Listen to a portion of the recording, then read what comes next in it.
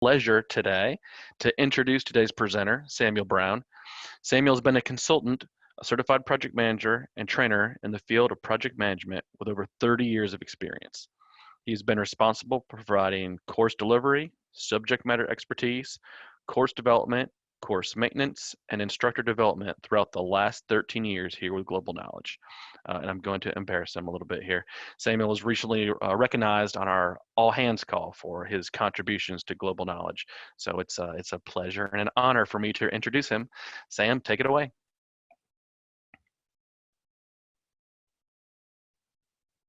All right, thank you so much, Brent. We are going to be looking at what's changing with the PMP as we go through our time together. And I suspect that a number of you will have a number of questions. So we will definitely make sure we leave you some time to ask those questions, and I will do the best I can to answer them for you as we go through based on what we know. There are big changes coming for the PMP exam. So to try to put this in perspective, we're going to take a look at the relationship between the PMP exam and the PMBOK. We're going to look at what's changing and what's not in that relationship. And then we're going to look at the exam, new exam specifically, to look for the changes you should expect on that new exam and the timing, when it's going to happen, and what that means to you as you think about and prepare for potentially getting certified. The project management body of knowledge is currently in its 6th edition, and that is not changing, at least not until the regular planned update from the 6th to the 7th edition. And in that regard, we're about halfway to that update occurring in the PMBOK. And a lot of work has already been done on the 7th edition of the PMBOK, and between late January and late February, there is an exposure draft of the 7th edition available for review and feedback.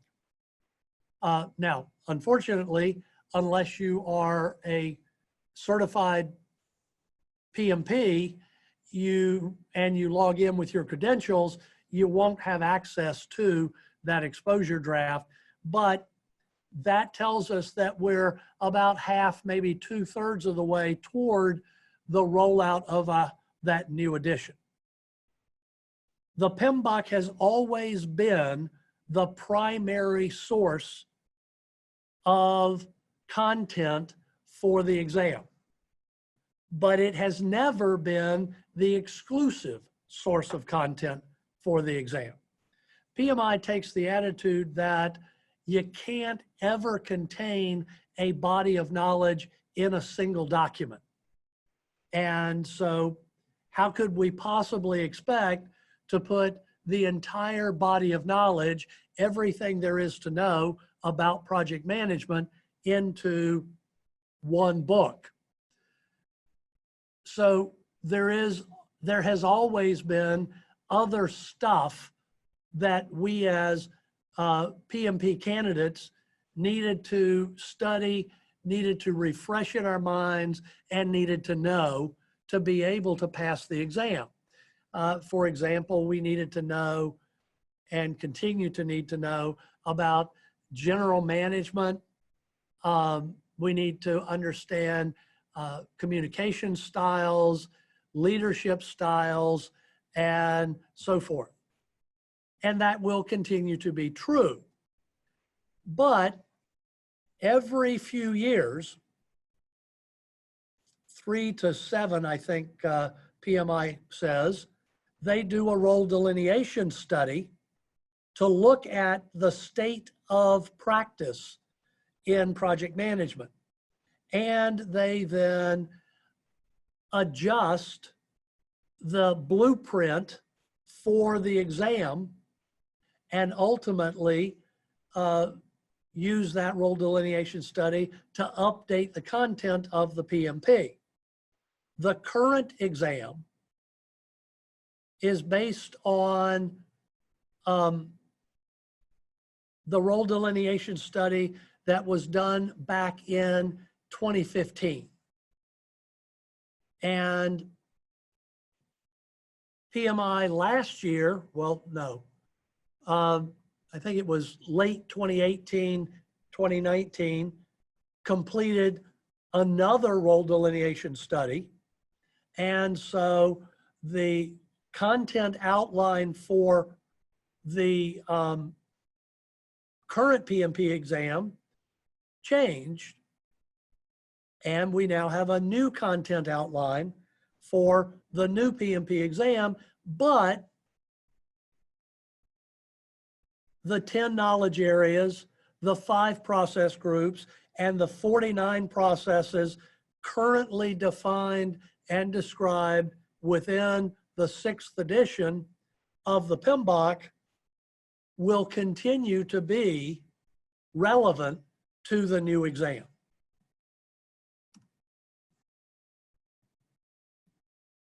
So when we compare the old to the new, the current content outline is based on 5 performance domains. The 5 performance domains defined within the project management body of knowledge. And the attention on the test to each of those domains is weighted, and it's weighted in favor of planning, executing, and monitoring and controlling. 80% of the current exam focuses on those 3 performance domains. The other 20% in initiating, how do we get our project started? How do we get each phase of work started? And closing, how do we wrap up each phase of work? How do we wrap up the project and transfer ownership to our customer? That's the basis for our current exam. Within all of that, PMI has defined domains, and within those domains, tasks that are common, appropriate, relevant to that domain, and then particular knowledge and skills needed to support those tasks within the domain. And there are a bunch of those. The other thing that is true about the current exam is that it focuses largely on predictive approaches to project management. So the traditional waterfall or incremental rolling wave planning based kind of plans and that kind of thing. What's going to be different is the fact that PMI has reduced the 5 domains down to 3, and those 3 domains are not specific to the PMBOK. So the new test will look at the people domain, the process domain, and the business environment domain, suggesting that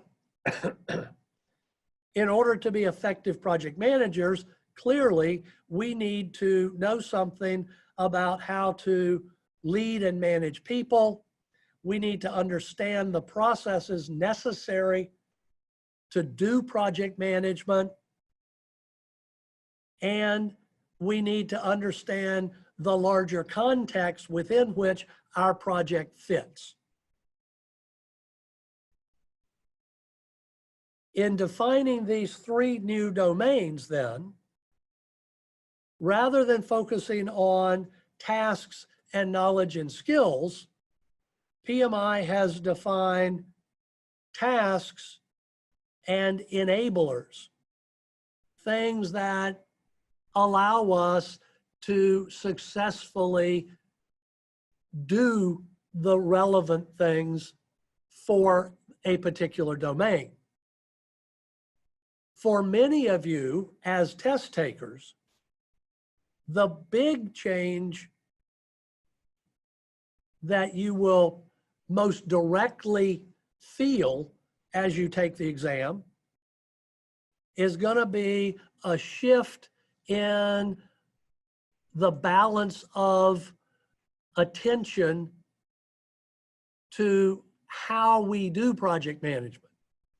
And while the current exam is focused almost entirely on predictive approaches, the new exam will be split pretty much down the middle, 50-50, between predictive approaches and adaptive approaches or hybrid approaches. And of course, with adaptive, we are primarily talking Agile in one of its various forms.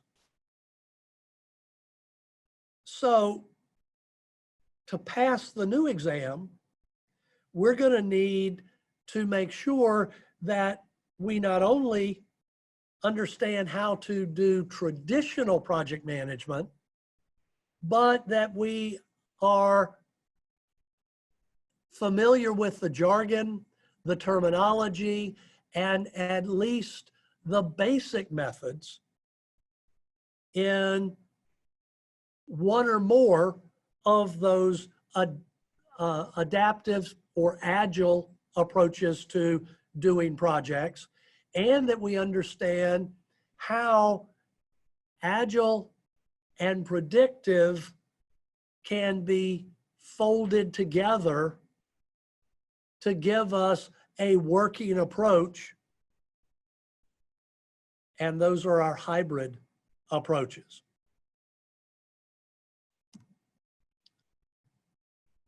So let's talk about the domains. Well, the domain defines the high-level knowledge area: people, process, business environment. Within that domain, our tasks define the underlying responsibilities relevant to that knowledge area. And the enablers then give us examples of what is required to fulfill those responsibilities within that high-level knowledge area. And it is important to recognize that the list of enablers is merely suggestive. They are examples of enablers. It is not intended to be exhaustive list of all of the various kinds of task work that might apply within that domain. In our people domain, PMI has defined 14 tasks and 53 enablers, as you can see. For process, 17 tasks and 61 enablers. And for business environment, there are only 4 tasks and 19 enablers. And as we saw on the previous slide, business environment is only going to get about 8% of those 200 questions that are going to show up on the PMP exam. So only about 16 questions are going to relate to the business environment. Okay. But those 16 questions will focus around these 4 tasks and 19 enablers. Now, we're going to go through each domain. And clearly, I am not going to list all tasks and all enablers. I'm just trying to give you a sense of the kinds of tasks and enablers that have been defined for each of our new domains. Well, in the people domain, obviously our tasks are focused on how we deal with people. So how do we build a team? How do we lead that team? How do we support team performance? Manage conflict within the team or between the team and other stakeholders? How do we make sure that the folks on the team and others, but particularly those on the team, have the kind of skills and knowledge and experience that we need for them to be able to do what we need them to do? And of course, there were 14, so this isn't everything. In terms of enablers, we need to be able to figure out where conflict is coming from, where we are in that conflict, how far along has it gotten. And we need to be able to analyze the context, excuse me, for it. PMI on the current exam, PMI has always put emphasis on the importance of recognizing diversity and figuring out how to support or accommodate that diversity. Even the current code of conduct says in examples for the respect value within that code of conduct that we need to recognize and accommodate cultural differences, personal differences, ethnic differences, etc.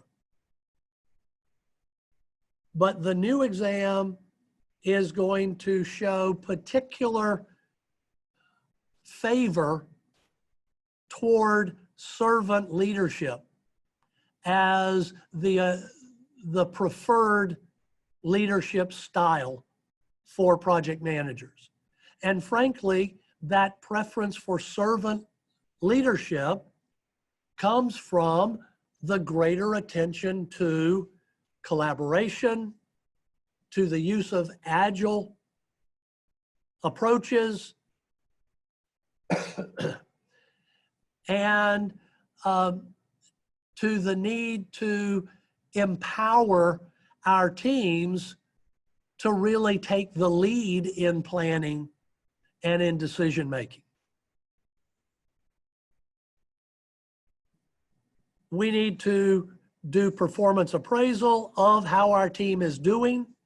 We've always needed to do that, but there is some additional emphasis on the importance of having clearly defined performance standards and indicators that we use for measuring as we do those appraisals, and lots of focus on the importance of providing feedback to the team and our other stakeholders, and providing that feedback in both a constructive and a timely way. In terms of empowerment, we want to make sure that we know the strengths that the folks who make up our team bring to the team. And we want to try to organize and distribute work around the core competencies of those that make up the team so that we can get as much as possible from our team. And we need to determine how we're going to engage them in decision-making, how we're going to, having empowered them to make decisions, make sure that there's no confusion about who gets to make what kinds of decisions at what level of the team or the project.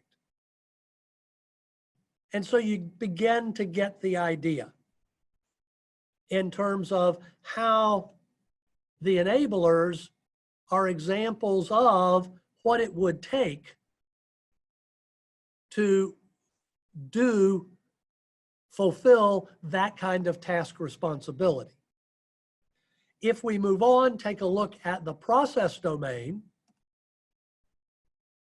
same sort of thing, examples of areas of responsibility, execute the project with appropriate urgency. So we need to understand what kind of business value our project's expected to deliver and what the priority is for getting that value at the organizational level, and make sure we drive the project to deliver in ways that meet that. Obviously, from a process point of view, communication is a big one, and so is risk. But another of our process task responsibilities is to make sure that we establish a clear governance structure, that we've established clear rules, standards, guidelines for how we're going to operate, how we're going to make decisions, how we're going to deal with conflict and development needs of the project and so forth. And we need to deal with our project documentation, our project artifacts. So part of process domain is the responsibility to make sure that we understand the artifacts that will be created and that we have addressed how we're going to create them, hold them, access them, and so forth throughout the life of the project, and ultimately dispose of those artifacts in the end. And from a process standpoint, we can't ignore the responsibility for bringing things to an orderly conclusion. So when we look at our enablers for closing, we need to think about what constitutes successful closure and what kind of criteria we need to be tracking and measuring to determine we've met that. In terms of governance, we need to figure out what the appropriate way to govern the project is, and as part of that, what the escalation paths are and what the triggers are for recognizing when escalation is appropriate and necessary. With risk, frankly, the enablers haven't really changed much relative to our need to identify, evaluate, and manage risks. We need to do that, and we need to do it constantly throughout the life of our project. With communication, again, there is some focus on feedback, recognition that messages go out to an audience, but we need something back from that audience in order to determine whether or not the message they got was the message we intended. And that communication needs to be going on with all of our stakeholders, not just the obvious ones, not just the key stakeholders.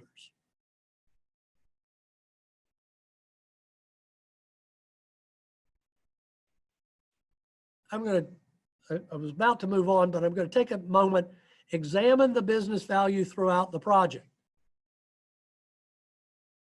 This enabler is calling us to the recognition that we need to keep our eye on the big picture throughout the project, because often what our organizations expect to receive from our project will evolve over the life of that project, and we need to be able to adapt as those expectations evolve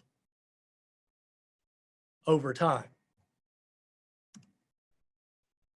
Business environment, our 4 tasks, this is all of them. Plan and manage project compliance, evaluate and deliver benefit and value, evaluate and address external business environment changes for impact on scope, project scope, and support organizational change. There has been a movement and a recognition over the past few years among both organizational change professionals and project management professionals that those 2 disciplines have points of convergence. I mean, we all know that projects drive change, and change affects organizations.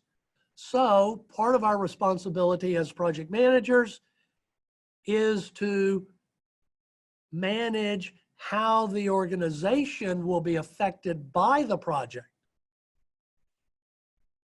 just like we manage how the project will be affected by changes that occur during the project.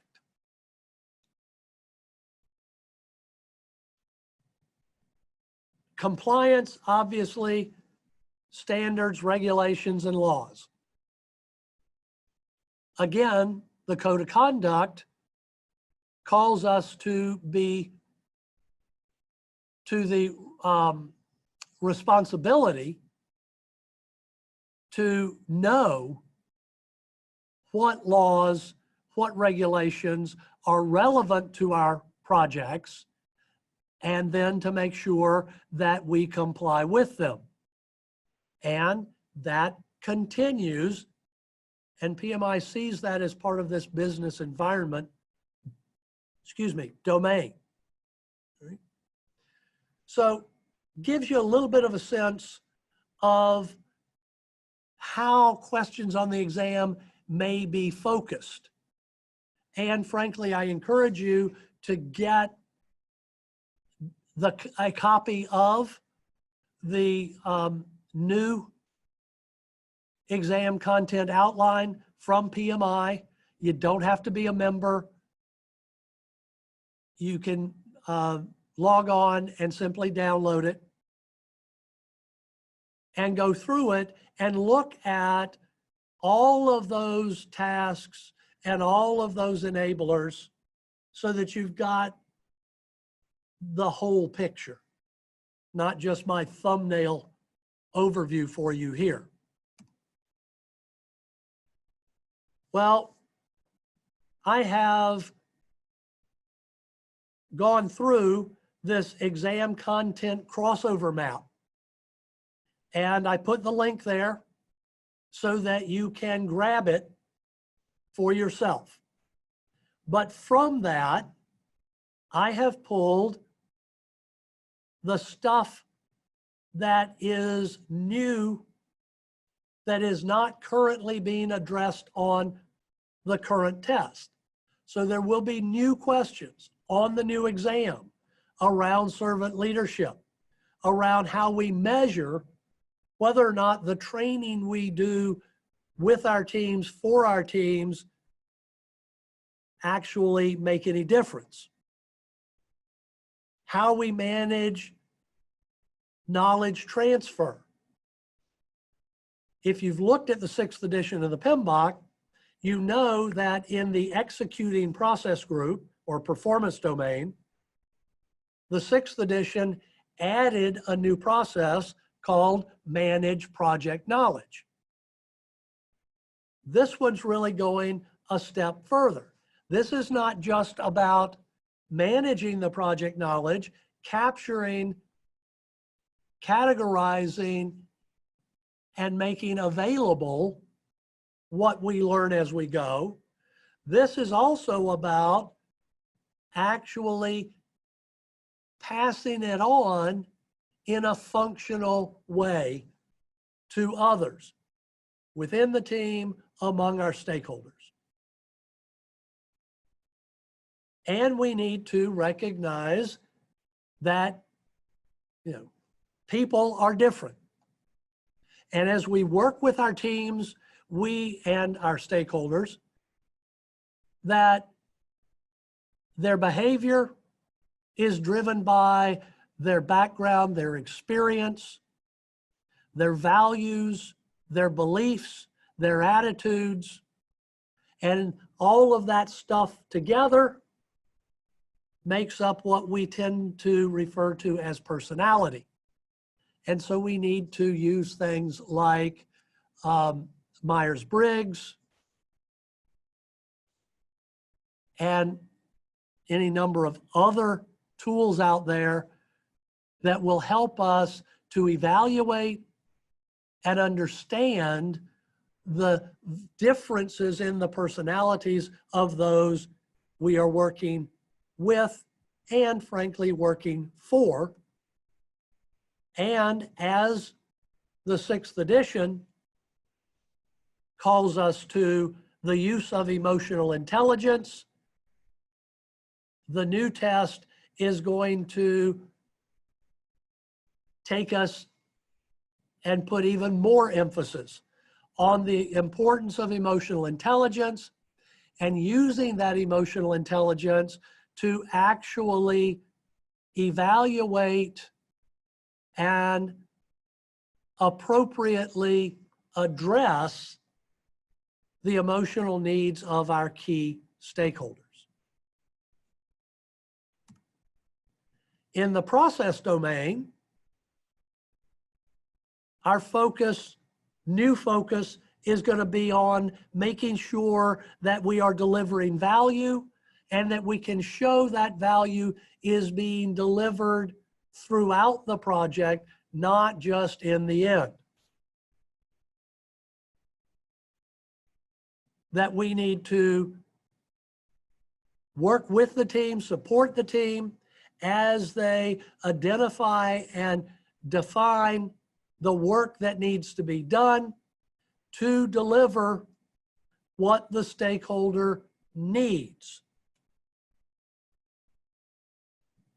And take advantage of our understanding of personality to help us address those emotional needs, and particularly to address those emotional needs as they change over the project. It's also going to put some emphasis on the importance of being able to recognize the range of project approaches available to us and evaluate and recommend and defend our recommendation for the most appropriate approach for the new project. And from the process domain, that knowledge that we need to focus on making sure we transfer, we also need to make sure it worked.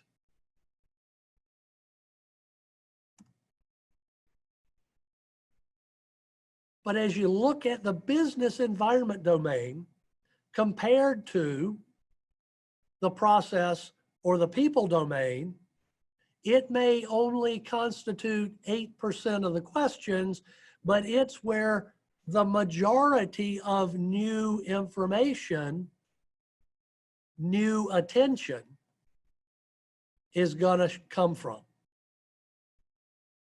So we need to understand if we need to comply with anything in particular, and then classify the kinds of compliance requirements we have. We need to be able to recognize things that threaten our ability to comply, what's going to be necessary for compliance, and you can read the rest of these. You get it. Lots of focus on compliance, lots of focus on delivering benefit and value, and delivering it so that it is recognizable, not just within the project or at the project level, but also in the big picture at the organizational level.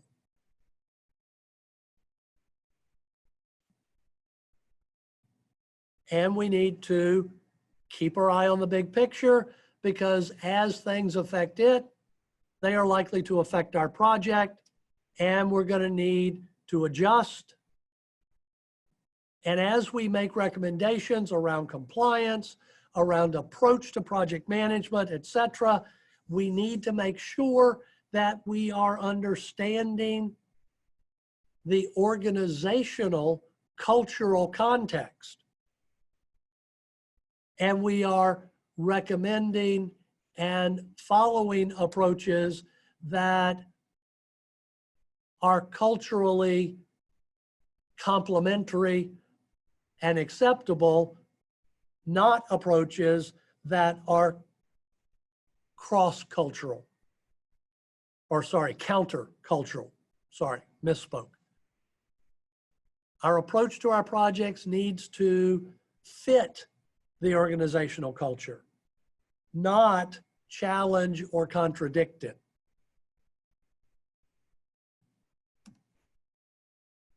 And PMI has come out with a set of recommended reference or study materials.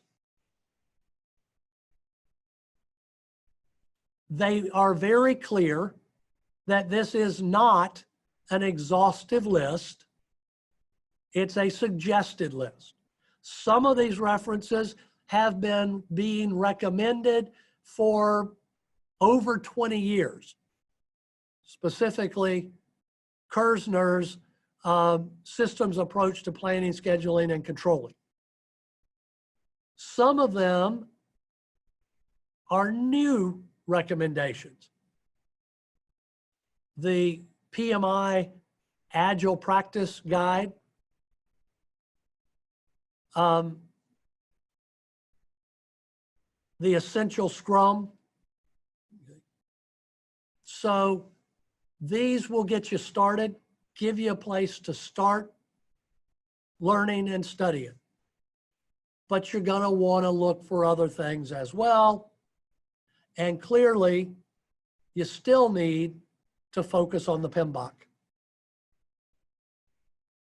You can find this list with the authors referenced at this link. Well, I'm sure that what you really want to know is, when should I start caring about all of this? And the answer is, if you're trying to get your PMP now, you're studying now, you need to make sure that you pass the test before July 1 of this year. Because on July 1, which I think is a Wednesday, they will be offering the new test, and PMI never looks back. So once the new test is inaugurated, the old test disappears. So you want to make sure you're ready. If you're just starting to prepare and you think you can get ready, then go ahead and do it now. But doing it now means you need to be ready and sit the exam for the first time no later than the 9th of June. Because if you don't pass it, you can retake it. But you have to wait 2 weeks between your first and second attempt, and 1 week between your second and third attempt. So June 9th is the latest you can take it and still have the window of opportunity open for taking it the second or third time if needed. But your drop dead date is July 1. All right. And with that, I'll open it up for questions. Thank you so much, Samuel. Our first question was going to be the question I was going to answer anyway. So we had, would it be possible to get a slide deck? Absolutely. We will send that to whatever email you provided when you signed up for the webinar. So we will be making these slides available to you. Any other questions for Samuel?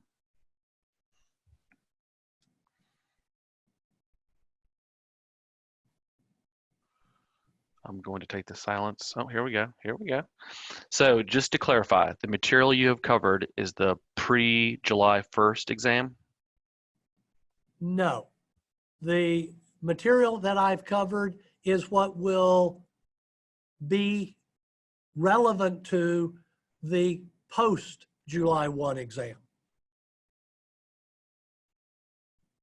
So the current exam is good, but all the stuff I've talked about is going to be covered on the new exam on and after July 1.